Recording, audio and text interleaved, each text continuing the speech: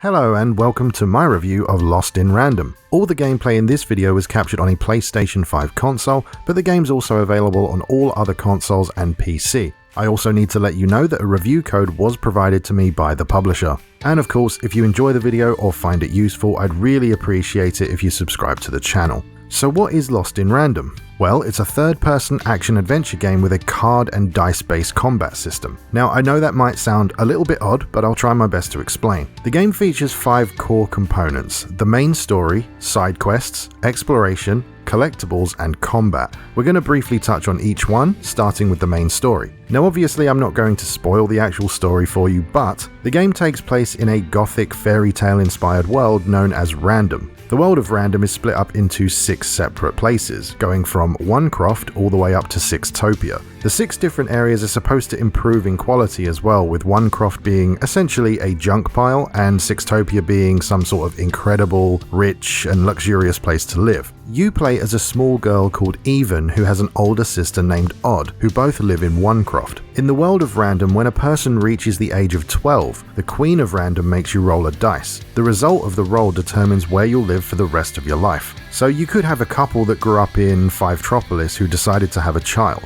When that child reaches 12 years old, if they roll the dice and they get a 1, then they have to leave forever to live in 1 croft and you basically don't get to see them again. That's just how it works in this world. And right at the start of the game, your older sister, Odd, turns 12 and has to roll the dice. She rolls it and it lands on 1. However, the dice then somehow shifts to a 6 and she's quickly taken away. As you might imagine, this doesn't really sit well with Even, and that night she sneaks out to go on an adventure to find and save her sister. Very soon after she leaves, she accidentally discovers a small dice-like being who can help her in her journey. And of course there is a lot more to that and a lot more to discover, but that's basically the setup, and the rest of it I'll leave to you to find out on your own. As you progress through the game, you'll be able to pick up optional side quests, which generally involve talking to people, fetching something, collecting stuff, or combat. Completing these side quests will often reward you with coins and/or cards. You can also gain coins from exploring the game world. You'll start to notice a lot of little statues hidden in various nooks and crannies, and when you shoot them with your slingshot, they'll break and you'll get some coins. There's also some small hidden doors that you can interact with to get a larger amount of coins if you can find them. So you're accumulating all of these coins. What can you spend them on? Well, in many areas of the game, you'll find a card seller named Manny Dex. He sells all the cards that you need for combat, and the more you buy from him, the more cards he'll get in stock. He pops up in various places in the game from start to finish, and his shop is the only place you can spend your money.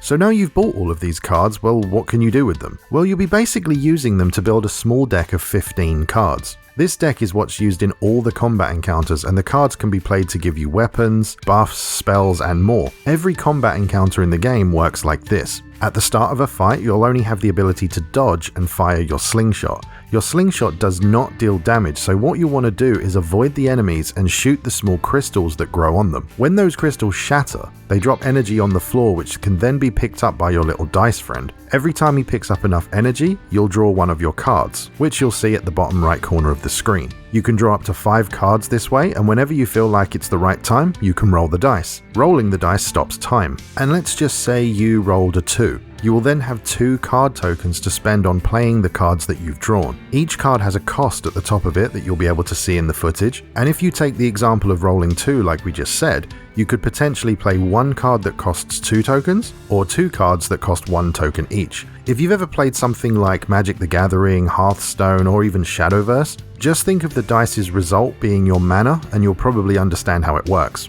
At that point, you can either attack the enemy or press the roll button again to resume time and use the cards that you've played. If you play a weapon card, Even will then wield the selected weapon and you can use it to attack your enemies. You do need to be careful though, as every weapon in the game has durability and will break after a certain amount of hits. But obviously you can just get more energy, roll the dice again and equip a new weapon to sort that out. If the deck runs empty, the game will simply shuffle them all back into a 15 card deck automatically, so you can't run out of things to play. One last important thing to note is that in the beginning when you roll the dice, you won't be able to get high results. This is because the dice will be upgraded throughout the story, and things like rolling a 6 are left till much later in the game. But of course, as you play more and more of the combat, you'll find a lot more nuances to it and combo opportunities, but at this point in the video, you should have a decent idea of how the game works, so let's move into the personal opinion section, starting with the positives. I don't think it's exactly a stretch to say that the game's art style and visual presentation is very similar to Tim Burton's animated movies like The Nightmare Before Christmas or The Corpse Bride. And I think people will probably see this one of two ways. Either they'll really like it because it reminds them of those movies and it fits the story really well, or they'll say that they basically copied or stole the look. Personally, I fall into the former. I really like how everything looks and how beautifully twisted it all is. I mean, they clearly drew inspiration from those films, and yeah, it shows, but honestly, after playing through the game, I don't think it would have worked nearly as well as it has. Say, for example, if they went with a realistic style or something like that, I just don't think it would have had the same impact. I really liked the character models and the areas that you explore. It's really got that fairy tale gone wrong kind of vibe, and for me, it worked brilliantly here. The characters and environments just kind of lured me in and made me feel like I wanted to explore everything and see what the next weird encounter might be. Some boss characters were incredibly interesting to me, both from a story and lore perspective and due to how they were designed. I found Manny Dex, the card seller, to be a standout character in a lot of ways to me, and there's quite a few others that will definitely stick with me, but I really don't want to spoil them for you, so you'll have to find them on your own. There is some genuinely creepy moments in this game, and I feel like it worked really well. As I was taking in the scenery and just looking around the game world, I remember thinking to myself that you could probably compare its visuals and overall feeling to other things as well. Of course, Nightmare Before Christmas is probably the most obvious, but there's also that film Coraline, which was adapted from a dark Neil Gaiman book, I believe, and then there's the Little Nightmares games. They're all very, strange and surreal and quite brilliant in their own way, at least in my opinion. Another thing that really stood out to me almost immediately was the incredibly strong and well done voice acting. Considering that the game is an EA original, which is where EA helps out and publishes indie games, I thought there would be a lot of cut corners. I really thought there wouldn't be much voice acting at all, but the vast majority of written dialogue is spoken and delivered very well indeed, at least for my tastes. Cards, I got cards here, the greatest cards in the land, from my body to your hands. The very same. Why, I've got the best cards in all of Two Town, only for the most discerning of customers. Oh, I can tell you've got an eye for cards. Always terrific to meet another connoisseur.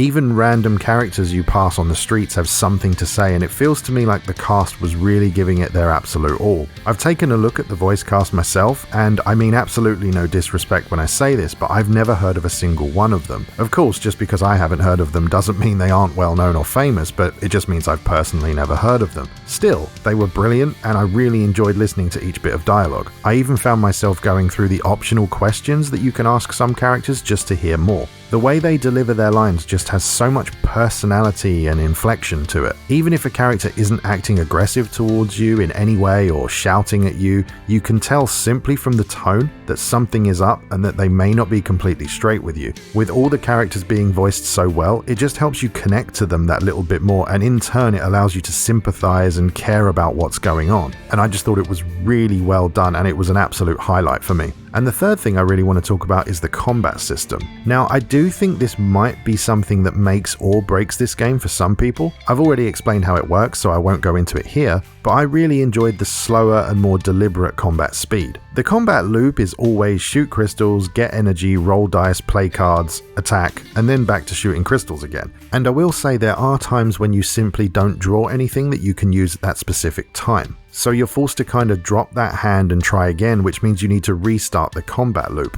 which allows you to obviously draw more cards and roll the dice again. I know that me explaining this combat system probably makes it sound worse than it is, but for me it really wasn't that bad at all. In fact, I actually quite liked it. It's definitely very different to what I usually play in terms of action games, but I actually appreciated its differences and the slower pace. I knew going in that it wasn't going to be your typical action game, and I wanted to give it a fair chance. So I made sure my mind was open to what it wanted me to do, and I ended up loving it. I really did. As I mentioned, I could honestly see some people out there hating the combat system, and that's their call to make, I suppose, but from my personal experience, it was all positive, and by the end, I was able to run circles around most enemies, and I found it really enjoyable and fun to do. And that about does it for the main positives, so let's move on to some negatives.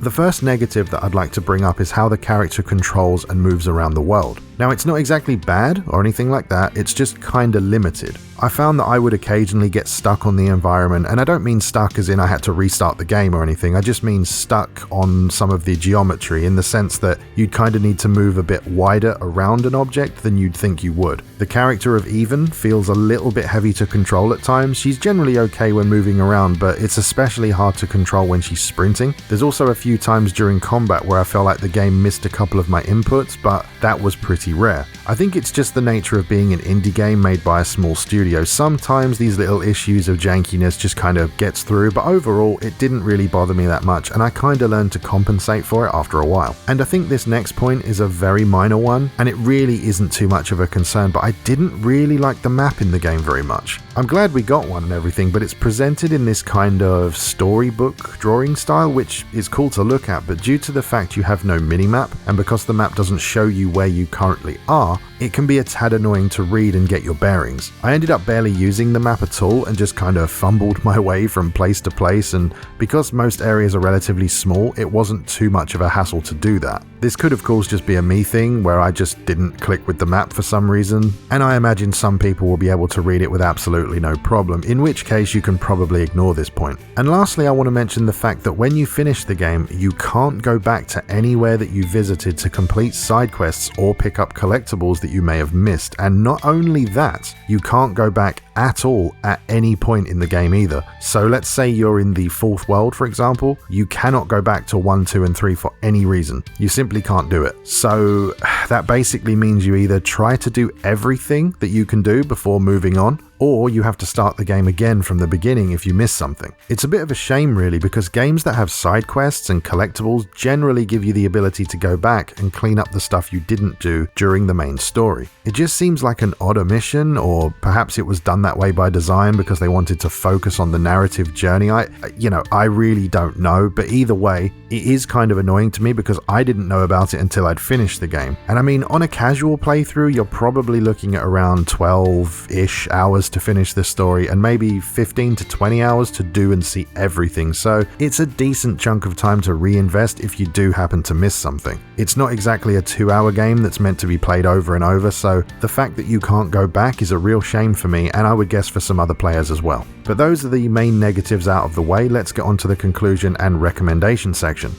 Overall, I think Lost in Random is a charmingly creepy adventure that's worth playing and is priced accordingly in my opinion. It's a shame that it doesn't have a physical copy, but it is priced at the top end of what I personally consider okay for digital purchases. Of course, if you have no issue with digital-only games, then this won't matter to you, but I know it's important to a lot of people, so I wanted to mention it. I think the game's story was interesting and well told, and the strange art style accompanied by the excellent voice acting really brings the characters and the world to life. I found its combat and card collecting systems to be fun and enjoyable, albeit a little slow at times. As I mentioned above, the combat may be what turns some players off, but I thought it was a nice change of pace from what I usually play. And this is kind of a strange one because I'm finding it both incredibly easy and ridiculously hard to figure out who to recommend this to. The game is so different and odd that it's really going to come down to how you personally feel about it while you're playing it. I mean, I can tell you that I loved the story and enjoyed the combat, but if you pick it up and love the story but hate the combat, then you're probably not going to enjoy the game overall because there's a lot of combat sections. It's honestly very difficult, so what I'll say is this. If you're interested in this game and perhaps you've been keeping an eye on it, but you're not really sure if you want to pick it up, I would say that the game is worth a play, but you need to go into this game with an open mind and be willing to play by its rules to fully enjoy it. I myself have branched out into playing so many games that I probably would have ignored 10 years ago, and I made a choice to give things a good try and not project my wants into a game that wasn't made to cater to me as an individual.